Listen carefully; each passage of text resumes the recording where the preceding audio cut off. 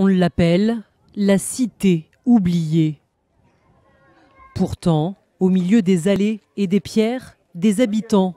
Nous vivions à 2 km de là et notre village était bombardé en permanence. Nous sommes venus là avec nos enfants. Nous pensons que l'endroit est plus sûr. À chaque reprise, vous avez effectué votre travail avec un extraordinaire professionnalisme, avec habileté et courage. Mais le Congrès n'a pas rempli sa responsabilité. Par conséquent, une grande partie de notre gouvernement doit s'arrêter. Vos supérieurs vous donneront plus d'informations sur les conséquences que cela aura sur vous et sur vos familles. Légitimement, le gérant pouvait se croire sérieusement et réellement menacé par 3 individus munis d'armes de poing pour 2 et d'un fusil à pompe calibre 12 pour l'autre. Dans les rangs, l'extrême droite, mais surtout des défenseurs des animaux qui se battent contre le rituel de l'égorgement. Cela correspond à un bovin qui peut avoir des résurgences de conscience jusqu'à 5 minutes après l'égorgement, c'est-à-dire qu'on va avoir l'impression qu'il est tombé dans la conscience, mais il va se réveiller.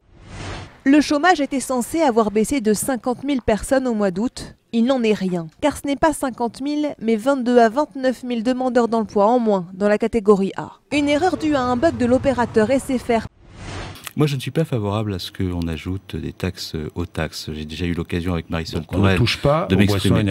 Les parlementaires peuvent toujours présenter des amendements, mais le gouvernement n'est pas favorable à cette espèce de frénésie de taxes aux animaux. Parce que la taxe sur le vin, les alcools.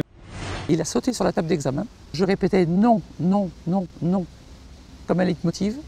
Et je pleurais et il continuait. J'étais à la fois dans un désarroi énorme, dans une colère incroyable et dans un dégoût innommable. Comme son ancien ministre du budget, Nicolas Sarkozy décide finalement de recourir à ce pourvoi. Ce qu'il ne digère pas, c'est l'arrêt rendu la semaine dernière validant la quasi-totalité de l'instruction et notamment l'expertise médicale selon laquelle Liliane Bettencourt est en état de vulnérabilité depuis 2006